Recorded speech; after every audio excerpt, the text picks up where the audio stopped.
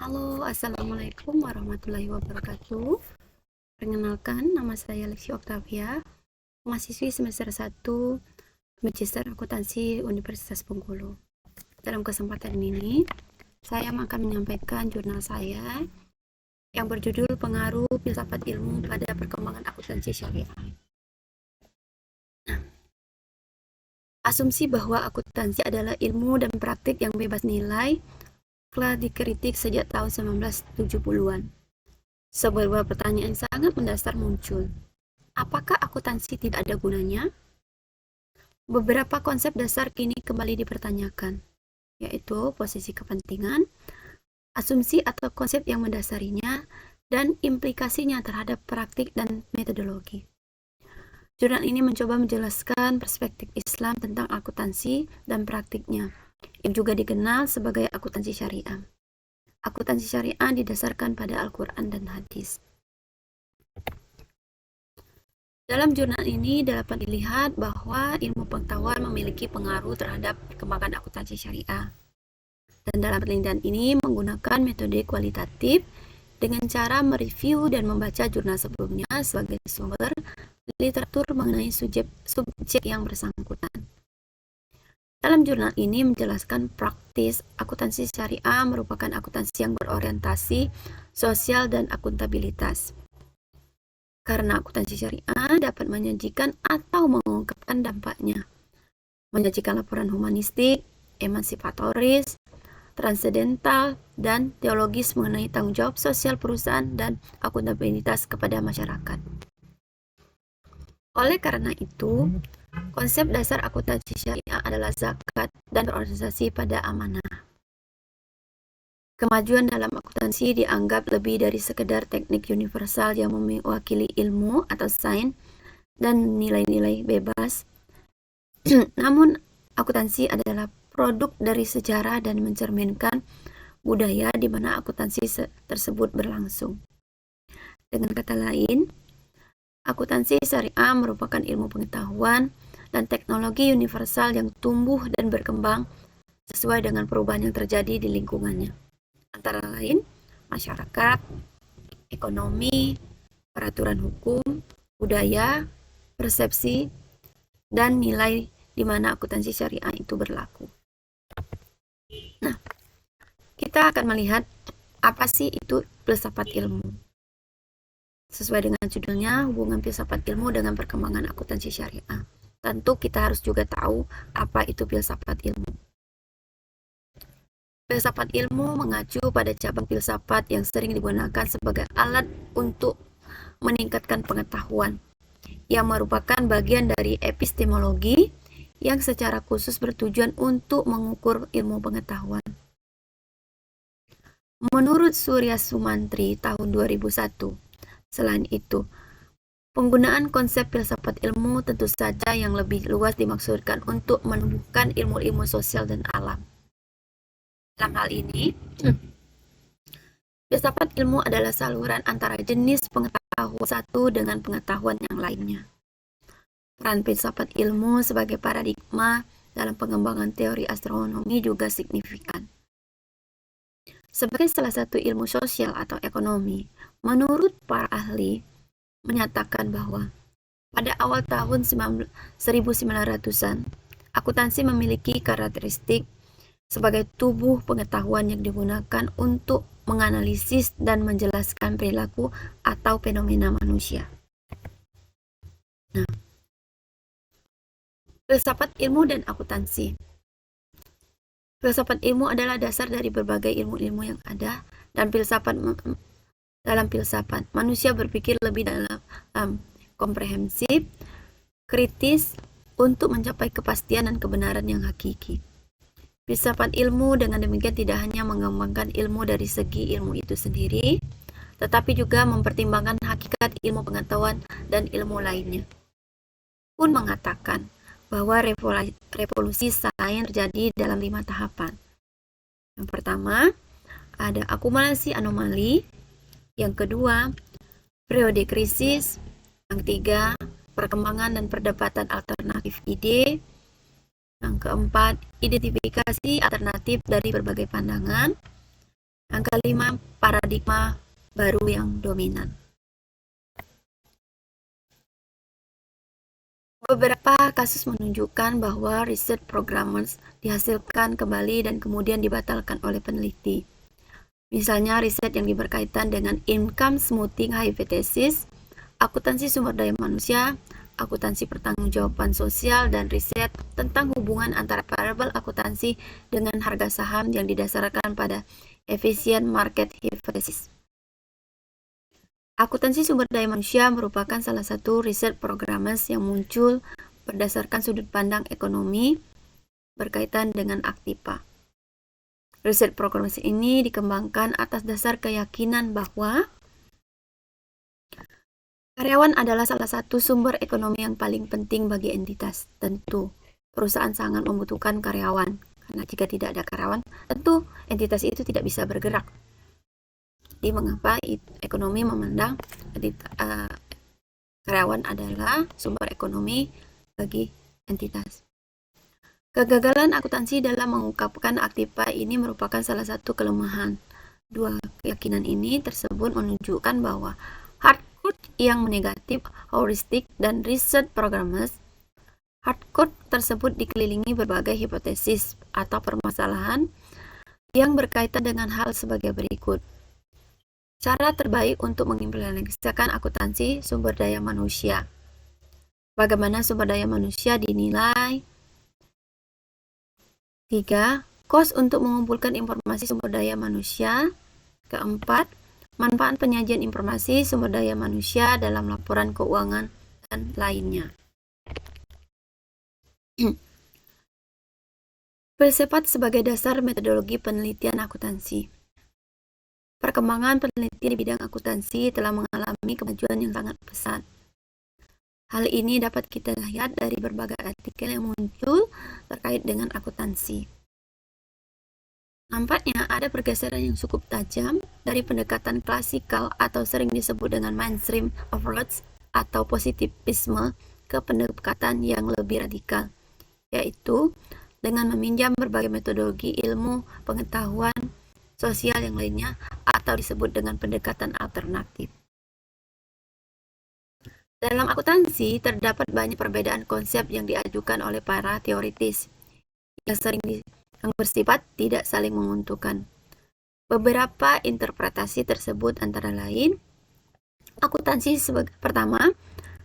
sebagai catatan historis. Maksudnya di sini adalah bagaimana akuntansi bisa mencatatkan masa lalu organisasi atau entitas. Yang dimaksud masa lalu di sini adalah transaksi terjadi selama beberapa dekade yang lalu, misal minggu lalu, bulan lalu, beberapa hari yang lalu. Kemudian akuntansi sebagai bahasa.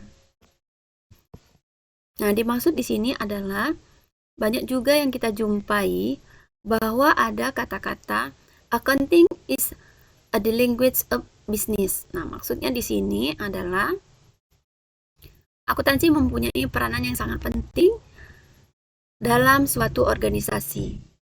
Bisnis, kemajuan suatu perusahaan dapat dilihat dari proses bisnis atau keuangan perusahaan tersebut.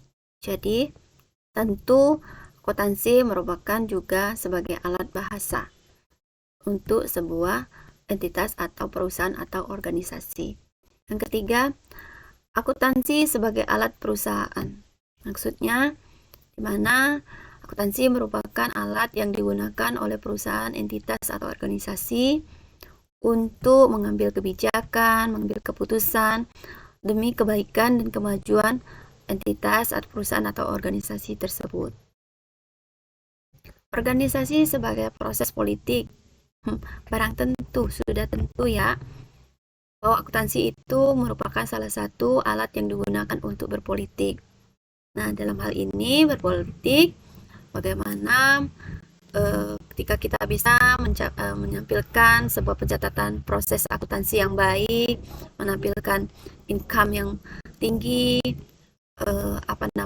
saham yang tinggi atau pendapatan yang tinggi, sehingga ini bisa menarik calon-calon kreditur dan juga menarik minat para konsumen atau pelanggan. Nah, yang keempat itu ada akuntansi sebagai alat politik. Sudah pasti akuntansi dianggap sebagai alat yang digunakan untuk berpolitik dalam perusahaan atau entitas atau organisasi, karena ini merupakan suatu alat untuk menarik para calon kreditur, investor, pelanggan, atau yang lainnya. Sehingga akuntansi itu dianggap penting untuk kepentingan sebuah politik dalam perusahaan atau entitas gitu.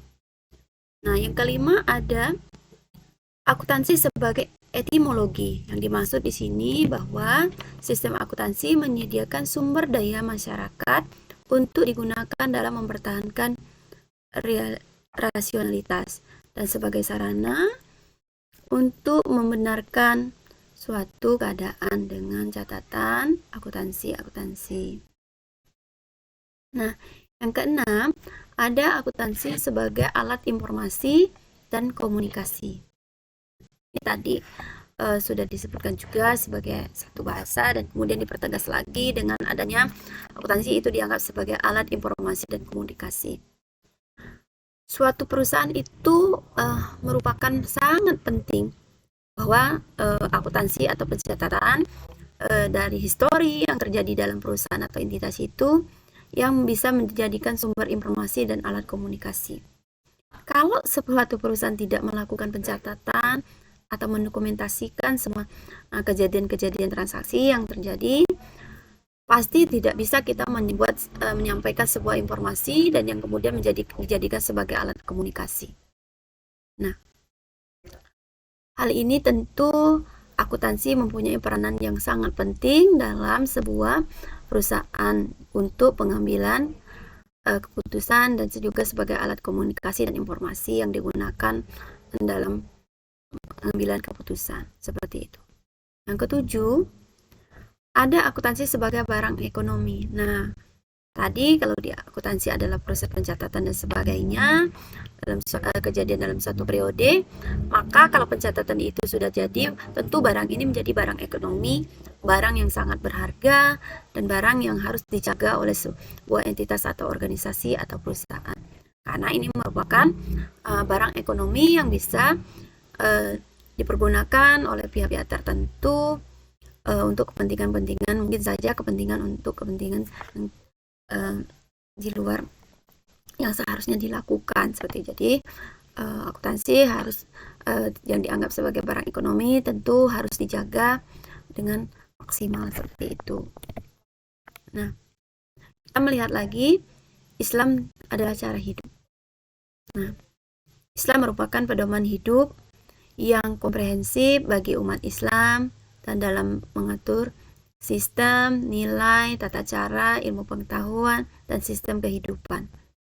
Al-Atas tahun 1989, Harahap tahun 2008 menyatakan bahwa makna agama dalam Islam sama dengan istilah din, yaitu bukan sekedar konsep, melainkan sesuatu yang menyatu dalam realitas kehidupan. Dalam ilmu tidak ada pemisahan antara agama dan ilmu pengetahuan. Sehingga sekularisme merupakan keyakinan yang sangat ditentang.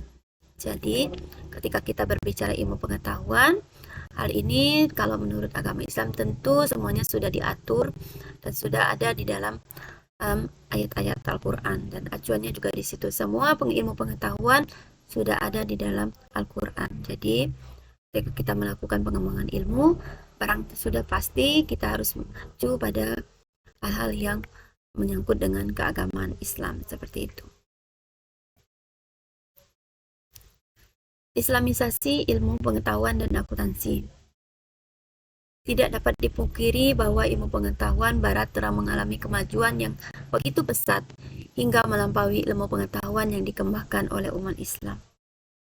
Pada saat itu, umat Islam sedang dilanda beberapa permasalahan, yaitu pertama, keterbelakangan umat, yang kedua ada kelemahan umat, ketiga ada stagnasi intelektual masyarakat, keempat tidak adanya ijtihad nasional, yang kelima stagnasi kemajuan kebudayaan masyarakat, Dan yang terakhir ada kesenjangan antara umat dan norma dasar peradaban Islam. Al-Faruqi tahun 1984 memberikan 5 langkah untuk melakukan Islamisasi ilmu pengetahuan, yaitu penguasaan disiplin ilmu yang modern, penguasaan khazanah Islam, penentuan relevansi Islam bagi masing-masing bidang ilmu modern, pencarian sintesa kreatif antara khazanah Islam dengan ilmu modern, dan pengarahan aliran pemikiran Islam ke jalan-jalan yang mencapai pemenuhan pola rencana Allah Subhanahu wa Ta'ala. Nah, akuntansi syariah ini sendiri lahir, salah satunya adalah adanya kelemahan fundamental akuntansi konvensional.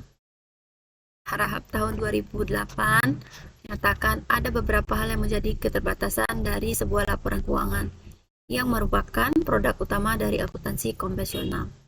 Yang pertama, masyarakat pengguna akuntansi keuangan adalah masyarakat yang ideologi sekuler, materialisme, dan rasional semata, tidak mengakui keberadaan Tuhan, dan tidak percaya adanya pertanggungjawaban di akhirat. Yang kedua, tujuan laporan keuangan hanya untuk masyarakat Amerika atau yang seideologi. Yang ketiga, laporan keuangan mayoritas dipakai oleh perusahaan besar atau go public. Yang keempat, laporan keuangan kapitalis hanya untuk tujuan informasi akumulasi kekayaan. Laporan keuangan bersifat historis. Yang kelima, bersifat umum, bukan melayani kepentingan pihak khusus. Yang keenam, proses penyusunan bersifat taksiran dan pertimbangan subjektif. Yang ketujuh, hanya melaporkan informasi yang material. Yang kedelapan, mengabaikan informasi yang bersifat kualitatif. Dan yang kesembilan, hasil penelitian menunjukkan peran informasi akuntansi dalam penggambaran nilai perusahaan sekitar 15-25%. Nah, musabahah, hisab, dan akuntansi. Syariah Islam adalah syariat yang memberikan perhatian besar terhadap masalah hisab. Hisab adalah salah satu proses perhitungan amal selama hidup manusia di dunia oleh Allah Subhanahu wa Ta'ala. Sebagai khalifah, manusia diberikan amanah oleh Allah untuk mengelola bumi yang kemudian hasilnya dipertanggungjawabkan kepadanya. Oleh karena itu, setiap manusia dalam hidupnya harus selalu dalam keadaan amanah, jujur, dan berkomitmen tinggi terhadap janji yang telah diucapkan kepada Allah. Berkaitan dengan kata musabahah di atas, menurut Atiyah dinyatakan bahwa kata Arab timbangan atau mizan sebagai alat Tuhan sebagai akuntan. Itulah lain yang memiliki makna sama dengan kata musabahah adalah al-hisbah. Namun kata al-hisbah menunjuk pada penerapan atau operasi suatu lembaga.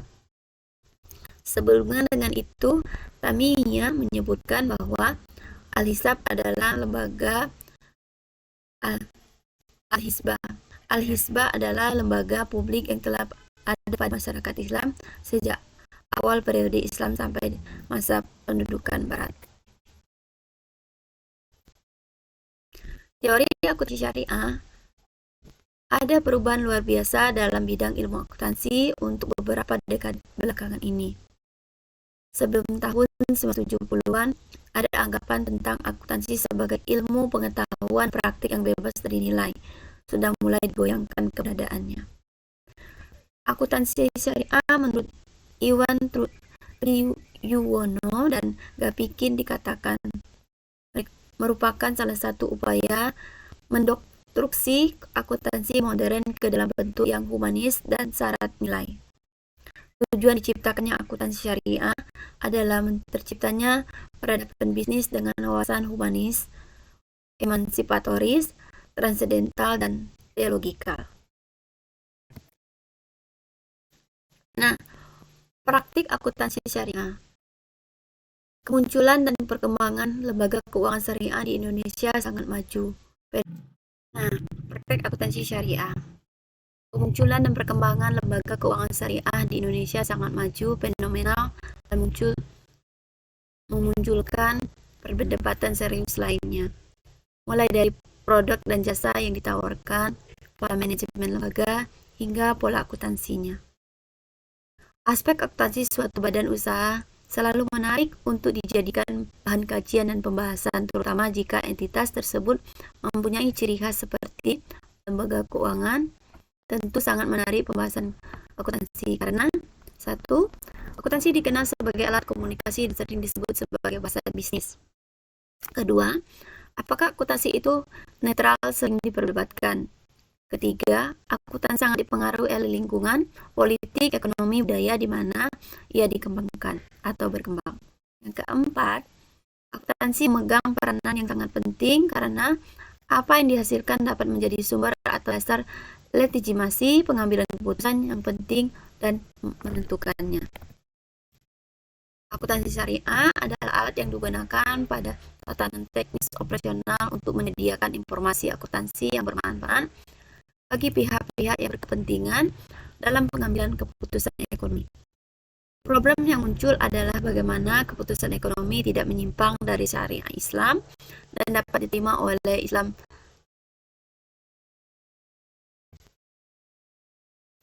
Nah, dari jurnal yang dituliskan, saya mencoba menyimpulkan bahwa ilmu pengetahuan sangat berpengaruhi perkembangan akuntansi sampai lahirnya akuntansi syariah. Akuntansi syariah ini lahir karena adanya kelemahan fundamental akuntansi konvensional dan beberapa ahli menyatakan bahwa ilmu pengetahuan tidak bisa lepas dari agama. Dalam jurnal ini juga dimaksudkan agama Islam karena semua manusia perbuatan akan dipertanggungjawabkan kepada Allah Subhanahu wa Ta'ala. Pada tataran praktis, akuntansi syariah merupakan akuntansi yang berorientasi sosial dan akuntabilitas. Karena akuntansi syariah dapat menyajikan dan mengungkapkan dampaknya, menyajikan laporan humanistik, emansipatoris, transendental, dan teologis mengenai tanggung jawab sosial perusahaan dan akuntabilitas kepada masyarakat. Jadi, itulah hasil jurnal yang coba saya buat dan coba saya presentasikan dari kesempatan ini. Saya menyadari dalam penyampaian maupun dalam penulisan ini masih banyak kekurangan, sehingga ini menjadi motivasi saya ke depan untuk semakin belajar lagi. Terima kasih, jangan lupa ikuti terus dan pastikan terus dari artikel-artikel saya yang selanjutnya. Terima kasih. Assalamualaikum warahmatullahi wabarakatuh.